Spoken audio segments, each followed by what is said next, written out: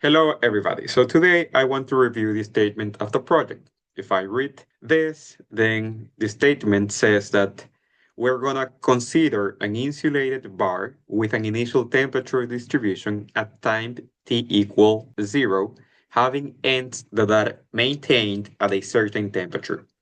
Find the temperature distribution, T, as a function of x and t in the bar at t greater than 0. After non-dimensionalization of the governing equation, we ended up with this. Second derivative of temperature with respect to x minus the first derivative of temperature with respect to time equal to 0 for any time greater than 0, where the boundary conditions are temperature at x equals 0 and any time will be equal to the temperature at x equal 1 anytime, and that's going to be equal to 0. And our initial condition is that the temperature along the x-axis and time equals 0 is equal to 1. And now we have to use different meshes, that is A and B, and we have to solve this using three different methods: explicit, implicit, and Crank-Nicholson. Now, you will also have to use different time steps. So if I get a screenshot of the statement, and I simply take this and paste it in this PowerPoint, I will be able to review how we ended up with this non-dimensional governing equation, as well as boundary conditions and initial condition.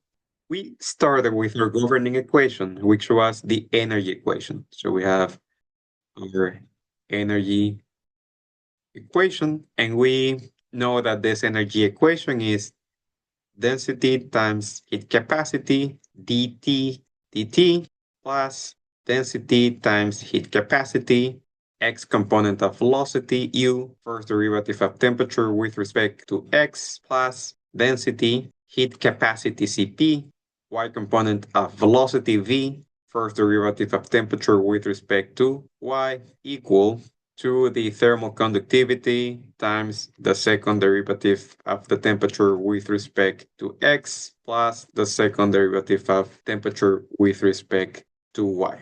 But our problem is a 1D unsteady problem. That means that, let's say, if I have my x-axis here and my y-axis here. Of course, I'm not even considering z.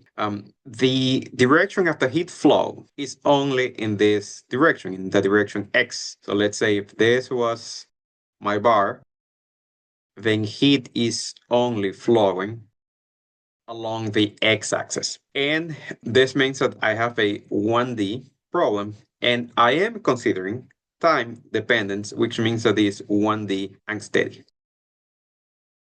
So we can reduce this equation. We know that this gets canceled, as well as this other term.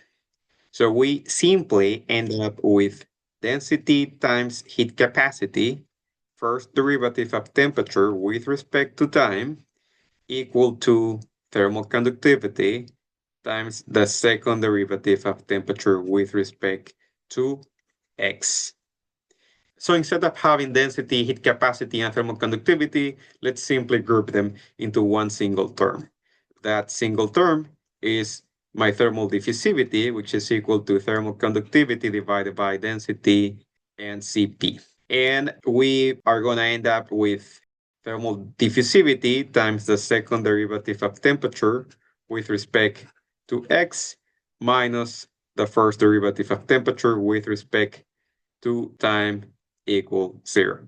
And after non-dimensionalization of this governing equation, where we take non-dimensional x as x over L, and this would be is the length of my bar, t star or non-dimensional time is going to be equal to time divided by t naught, where this t naught, we demonstrated that that is equal to squared L over thermal diffusivity, and also taking my non-dimensional temperature as the actual temperature minus cold temperature divided by some hot temperature, TH, minus my cold temperature, TC. If we take this, we finally can end up with a new non-dimensional governing equation. So this new non-dimensional governing equation is simply the second derivative of temperature with respect to x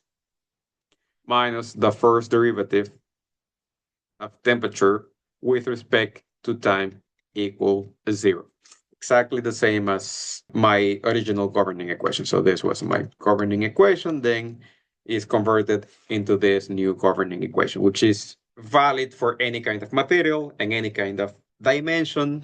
All right, so now that we know where this comes from, we know that this is our governing equation. So this is our governing equation. And in the same fashion, I can also non-dimensionalize the boundary conditions and my initial condition. What this problem says is that if this is my x-axis, this is x, and here I got my bar. So draw this bar like this. There is no heat transfer, so there is no heat flow in this direction or this other direction, simply in the x direction. And we have to take into account the unsteady nature of the problem. So I will have at x equals 0, so this will be x equals 0, a fixed temperature of 0. So temperature will be here 0. And at x equal 1, of course, this is after non-dimensionalizing this. So this is x equal L, which eventually becomes x star equal 1. This is also x star equal 0. And this is t star.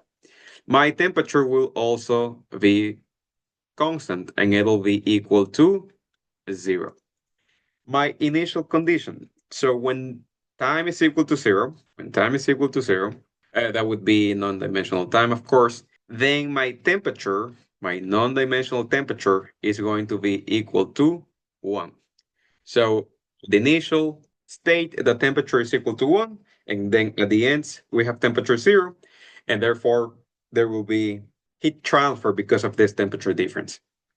Now, this also means if we know that temperature is defined as T minus Tc over Th minus Tz, this T star equals 0 or equal 1, what it actually means is that my boundary conditions will be, or my temperature will be Tc when T star is equal to 0, or T is equal to Th when, and therefore T star is equal to 1. So if I go back here to my problem, this also means that at this end, and if I use a different color, let us use green now. This T star equals 0 means that my actual temperature is equal to my Tc or cold temperature, and this T star equal 0 means that also temperature is equal to temperature T cold. And my initial condition T star equal 1 means that the temperature is equal to my hat temperature Th. Now that we understand the statement of the problem, I would like to create a model using a commercial CFD software. So later you can compare your results with results that come from this simulation. And this will also help us understand the physics or nature of the problem. All right, so let's open. I want to keep, yes, I want to keep this. Let's open Workbench or Ansys.